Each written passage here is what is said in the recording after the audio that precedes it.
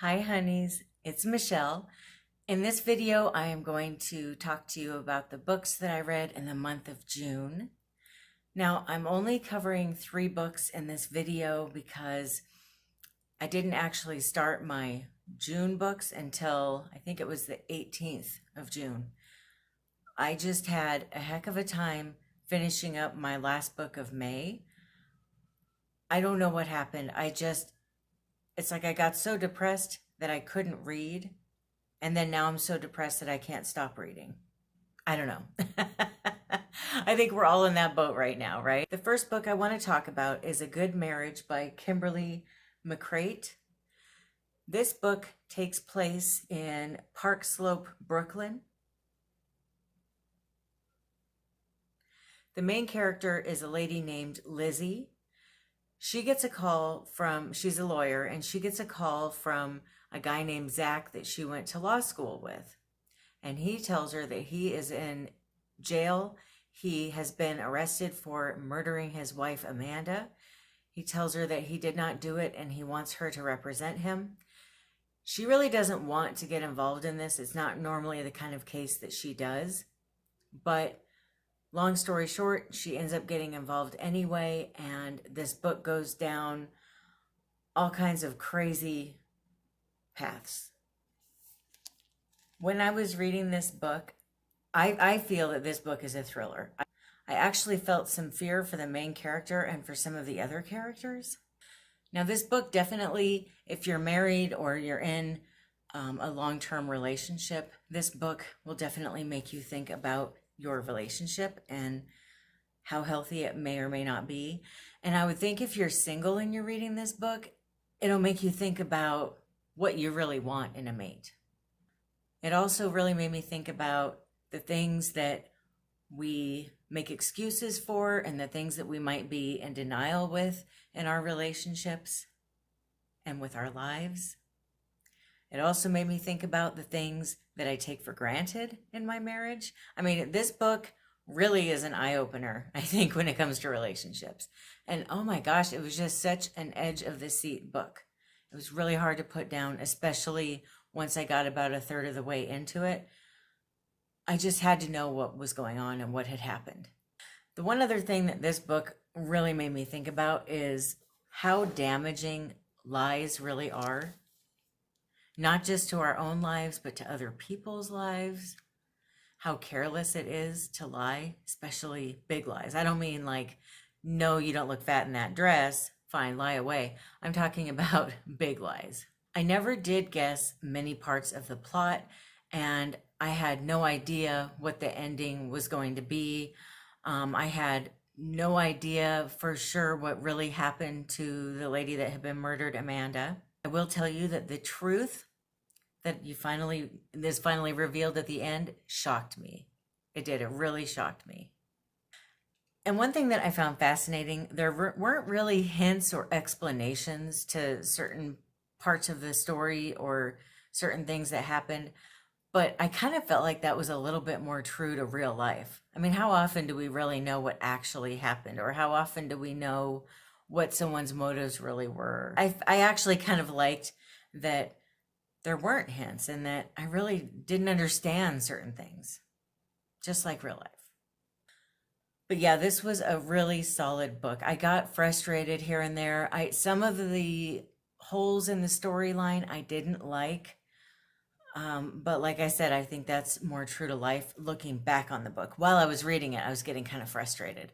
But it's a really good, solid book. I'd give it a 4 out of 5 stars. I think that you'd really enjoy it. Anybody would probably enjoy this book. And that is A Good Marriage by Kimberly McCreight. And as you see up here, I got this as my May Book of the Month selection. The next book that I read was The Better Sister by Alafair Burke. Boy, this was a good book. It was kind of wild, though. This book is about 2 sisters, Chloe and Nikki. Nikki was married to a man named Adam, and they had a son named Ethan. Then Adam divorced Nikki and married her sister, Chloe. So this book takes place 15 years after Chloe and Adam get married, and Adam ends up getting murdered at their East Hampton beach house. The story ends up bringing these two sisters who hadn't talked for quite a few years back together, and the police end up accusing the son, Ethan, of murdering his dad, Adam. Of course, one thing I kind of found irritating about the book, though, the main character, Chloe, was a rich person. So, of course, I felt like that changed a lot of what happened in the book. Let's face it, if you're rich and your son gets accused of murder, or your stepson, the way that things will go from there are quite a bit different when you can afford your own fancy lawyer than if you were middle class or poor and couldn't. And so I kind of kept thinking about how different the storyline would be if the main character wasn't a rich person. So that was one big thing that really, I don't know, just kind of grated on me a little bit throughout the book. Now, I will tell you, this is a hard book to read at times. It gets really emotional. Not even so much about the siblings, but it gets really emotional about abuse. So if you're somebody who has been through domestic violence, just be prepared that there is some of that in this book, and it might be hard to read. There's also some child violence. So I just be careful and be prepared if you're going to read this book. I wish I had been. So there's a lot of layers to the characters in this book. The three main characters being the sisters, the son, and, well, I guess a fourth character would be the man who got murdered.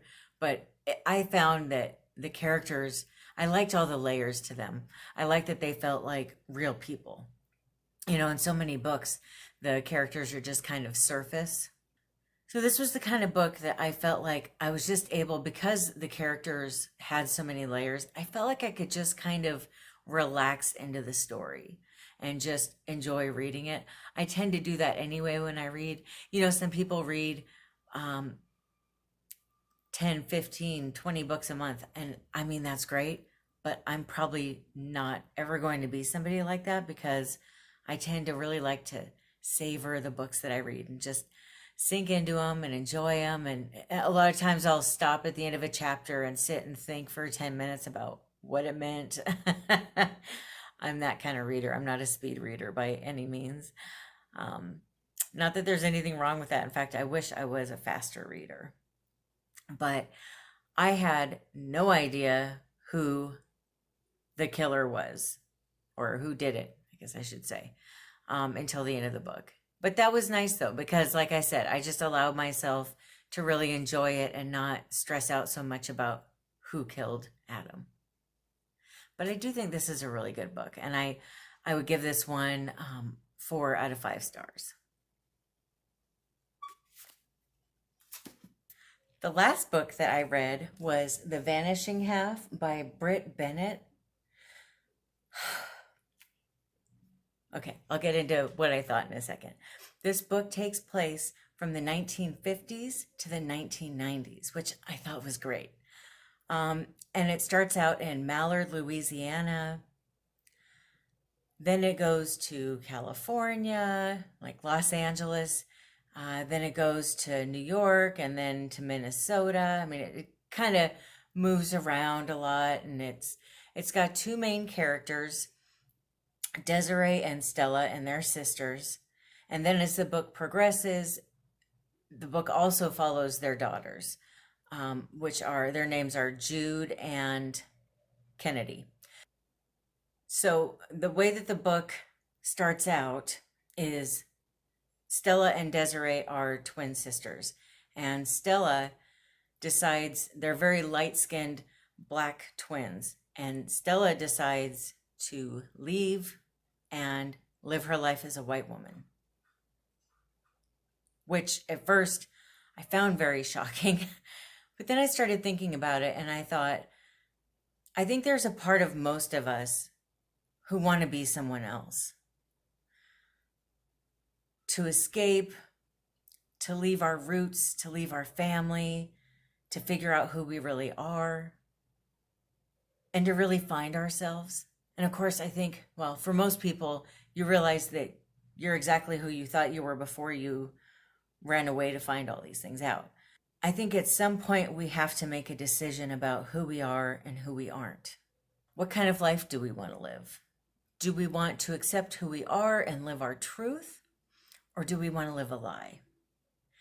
And once you decide that you want to live a lie, the lies kind of just keep multiplying and compounding on top of each other.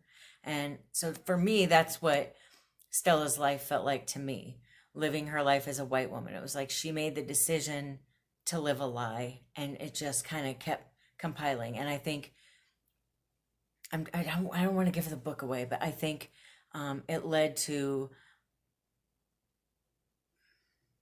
a lot more discord for her than it did for her sister, who stayed true to who she really is.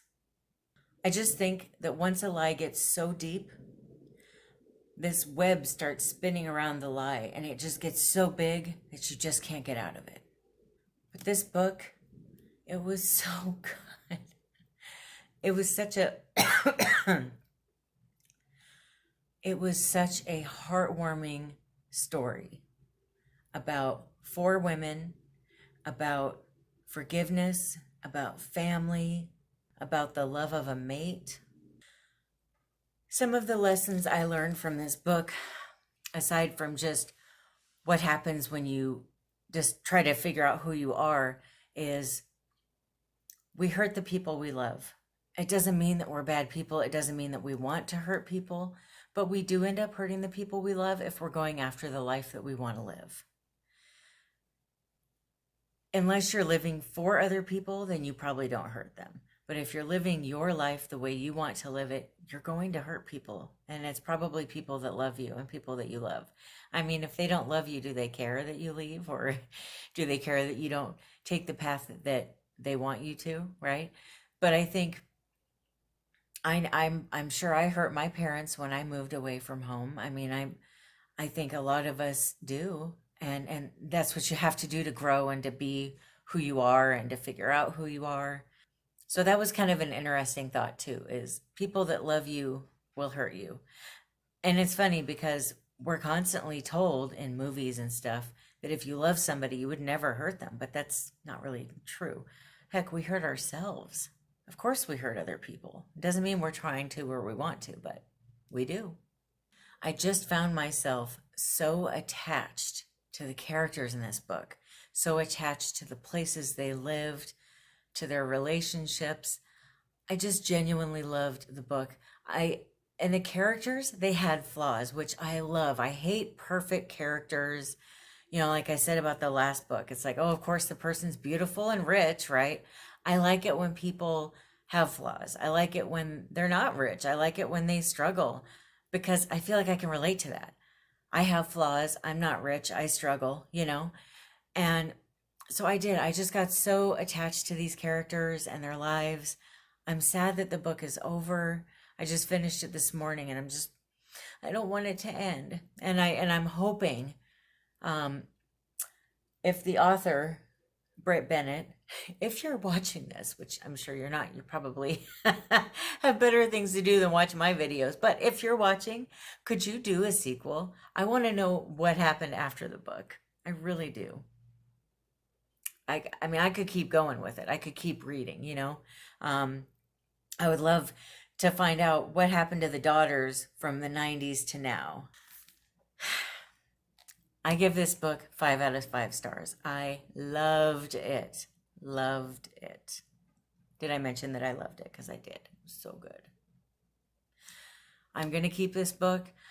You guys know me by now. I read books that I love over and over and over again. So maybe next summer or the one after, I'll revisit it again. But I highly recommend it. And this book was my June Book of the Month book. Actually, no, it wasn't. This one was, I think it was an add-on. Or was it the other one? I don't know. I had a situation where there was 2 books I really wanted in June, and I was able to go ahead and get both of them. I don't know if I had a credit or what, and I can't remember if this was the add-on or if the other one was.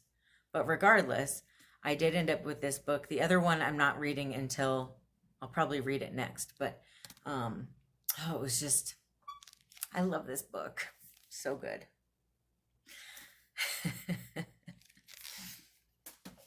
I have a big book haul coming up. I've got my book of the month book coming in. I've got a book that I just got at the Goodwill, and then I've got an order of books that I ordered online. And so as soon as everything shows up, should be a week, maybe a week and a half, I will go ahead and do another book haul for you. So that is it for my June book review. Thank you so much for watching. I hope that you have a great rest of your day. All right. I love you. Bye.